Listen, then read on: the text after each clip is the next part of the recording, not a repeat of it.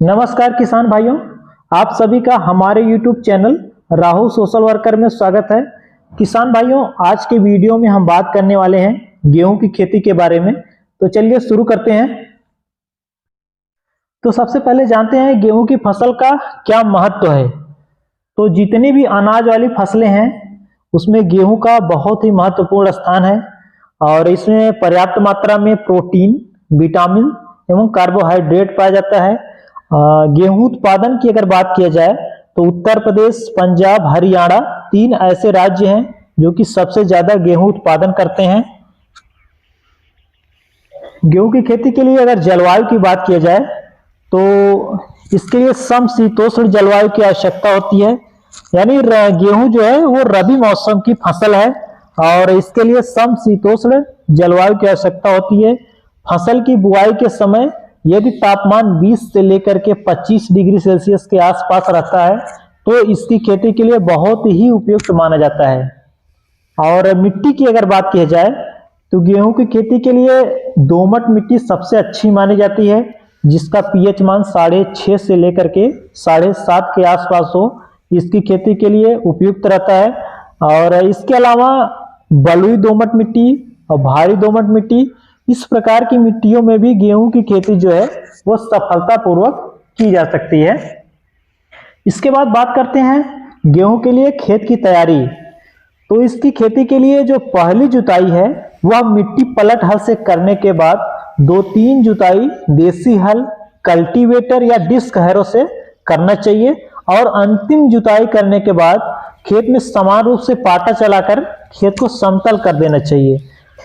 हमारे जो किसान भाई धान की फसल की कटाई के बाद गेहूं की बुआई कर रहे हैं तो उनके लिए ये चीज ध्यान देना चाहिए कि जो फसल की जुताई है वो डिस्क हैरो से करना चाहिए।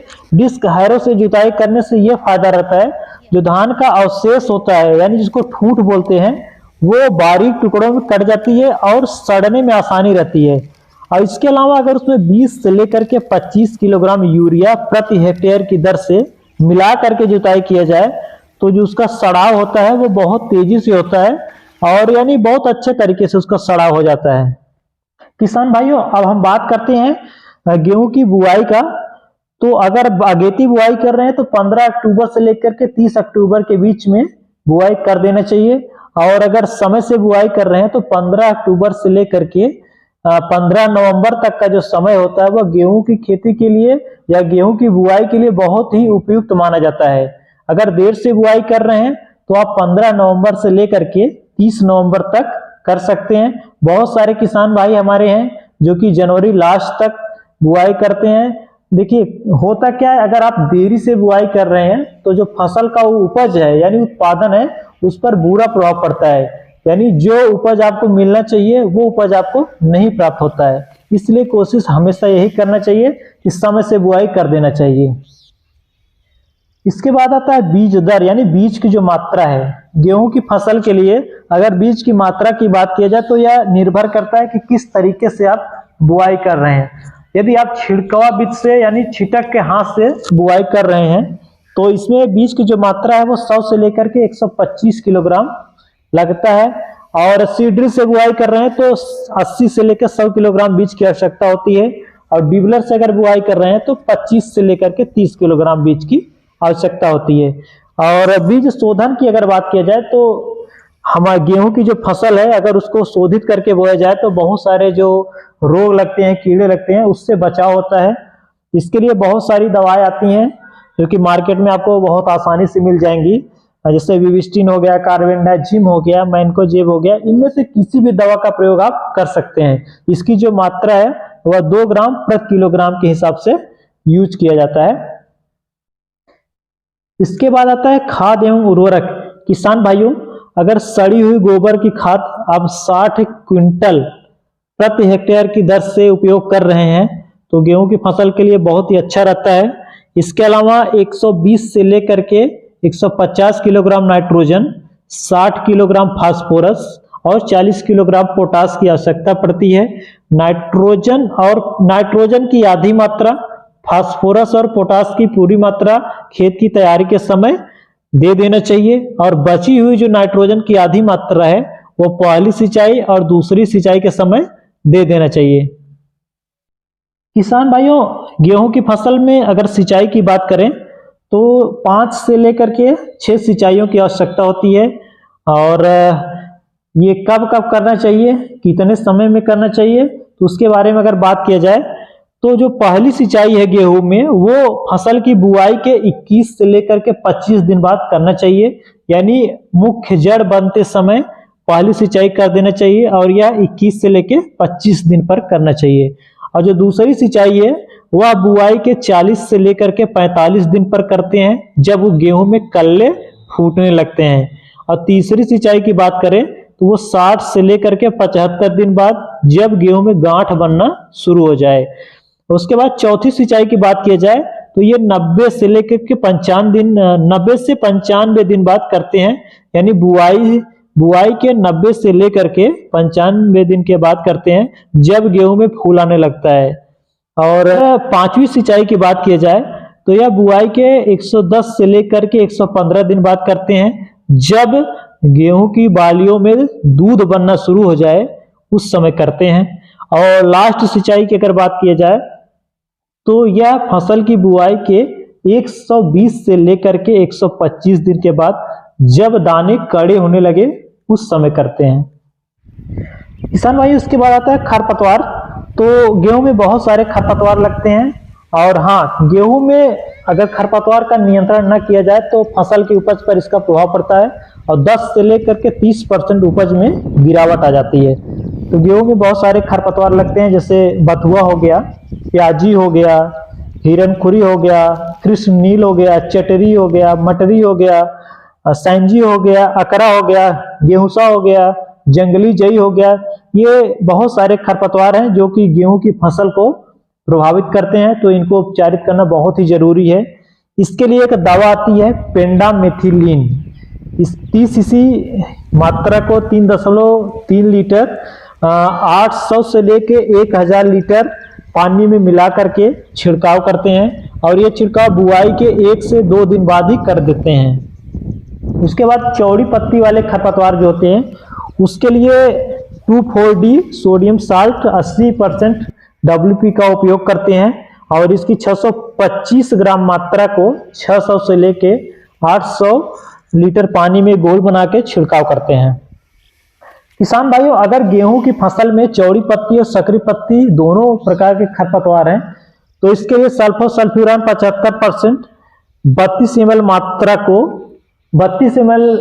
मात्रा को प्रति हेक्टेयर के हिसाब से मिला करके छिड़काव करते हैं। और इसके साथ साथ अगर मेटासल्फ्यूरान मिथाइल 5 ग्राम का 40 ग्राम के हिसाब से प्रति हेक्टेयर के हिसाब से अगर छिड़काव करते हैं, यानी इन दोनों दवाओं को अगर मिला करके आप छिड़काव कर रहे हैं, तो जो गेहूं की जो चौड़ी पत्ती वाले खरपतवार हैं और सकरी पत्ती वाले खरपतवार है, दोनों तरीके के जो खरपतवार है उनसे छुटकारा मिल जाता है। अब बात करते हैं गेहूं की प्रजातियों के बारे में। किसान भाइयों, गेहूं की प्रजातियों को 2 भागों में बांटा गया है। एक अगेती प्रजाति होती है, दूसरा पछेती प्रजाति। यानी जिन किसान भाइयों का खेत समय से खाली हो जाता है वो अगेती प्रजाति का बुआई कर सकते हैं। तो अगेती प्रजातियों में PVW 343 हो गया, HD 2967 हो गया, HD 3086 हो गया, PVW 17 हो गया, PVW 502 हो गया, PVW 550 हो गया। ये सारी प्रजातियां हैं जो कि अगेती प्रजाति मानी जाती हैं। इनमें से किसी भी एक प्रजाति का आप उपयोग कर सकते हैं। इसके बाद आती है पछेती प्रजाति है, जिसमें आपका HD 3059 हो गया, राज 3765 हो गया, PVW 1021 हो गया, UP 2425 हो गया, PVW 373 हो गया।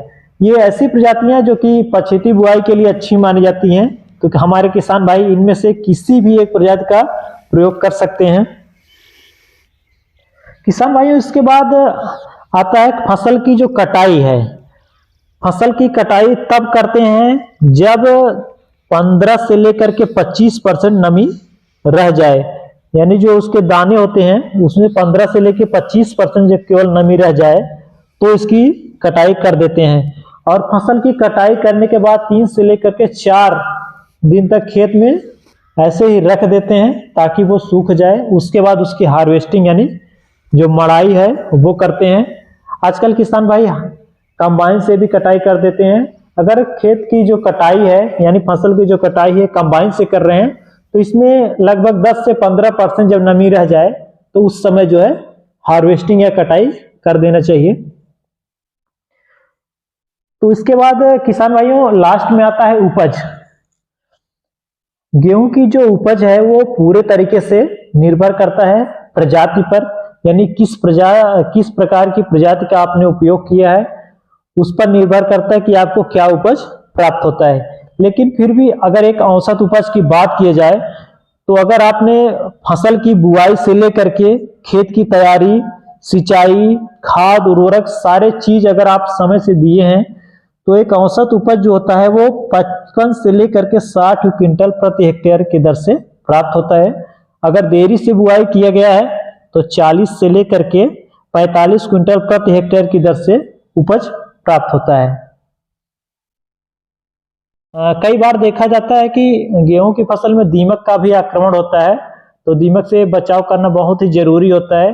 तो इसके लिए एक दवा आती है क्लोरपाइरीफास, जिसका प्रयोग आप कर सकते हैं, जो कि दीमक के लिए बहुत ही अच्छी दवा मानी जाती है। तो किसान भाइयों आज का वीडियो यहीं तक रहेगा। आशा करते हैं कि आपको हमारा वीडियो पसंद आया होगा, तो जरूर से चैनल को सब्सक्राइब करें और ज़्यादा से ज़्यादा शेयर करें। धन्यवाद।